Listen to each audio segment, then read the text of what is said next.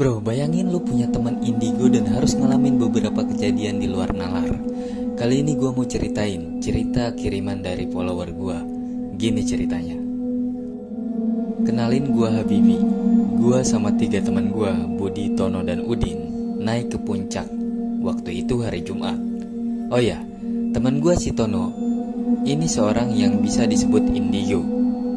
Pas mau berangkat, sesuai kesepakatan yaitu jam 5 pagi, Budi bilang Tono ngelarang karena jam segitu makhluk gaib masih berkeliaran. Udin yang skeptis langsung memulai perdebatan dengan bilang, "Mana ada yang begituan, mending kita jalan aja sekarang." Tapi gue yang percaya mitos itu mempertimbangkan dan membuat kesepakatan berangkat pada jam 6. Tono pun setuju, tapi katanya kita gak boleh ngomong sembarangan. Dan kalau melihat penampakan tolong hiraukan. Kami bertiga yang gak percaya cuma mengiyakan perkataan Tono. Kami berangkat jam 6 dan pas sampai di pos 1, gue sama Udin kebelah kencing. Pergi ke tempat yang sepi, semak-semak setinggi pinggang dan pepohonan tua. Gak jauh dari situ, kami melihat ada anak kecil yang tampilannya agak aneh. Tak kami hiraukan, karena mungkin dia juga cuma pengen kencing. Tapi tiba-tiba angin mendesir, membuat kami merinding. Kami buru-buru kembali ke pos menemuin Tono yang mukanya sangat pucat. Tiba-tiba Tono bicara dengan nada sangat pelan. "Jangan katakan apa yang kalian lihat." Otomatis perkataan Tono bikin kita merinding.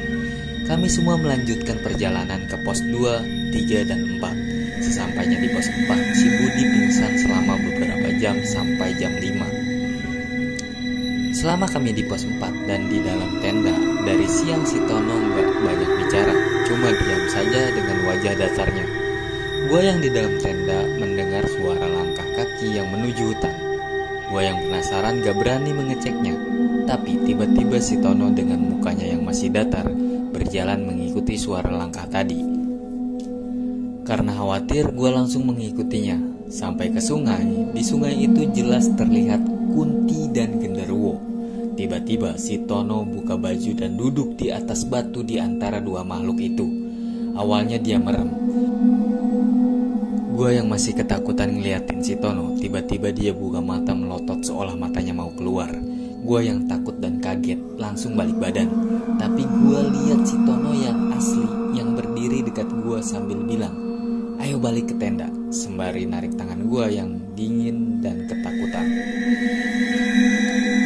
Keesokan harinya kami lanjut ke pos 6 dan 7. Sampai di puncak kami dapat kabar duka bahwa ayah Tono meninggal dunia.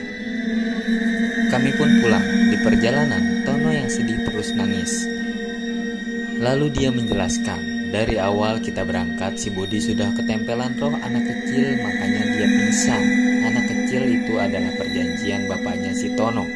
Itulah kenapa si Tono dari awal marah dan kesal sama kami yang maksa pengen berangkat.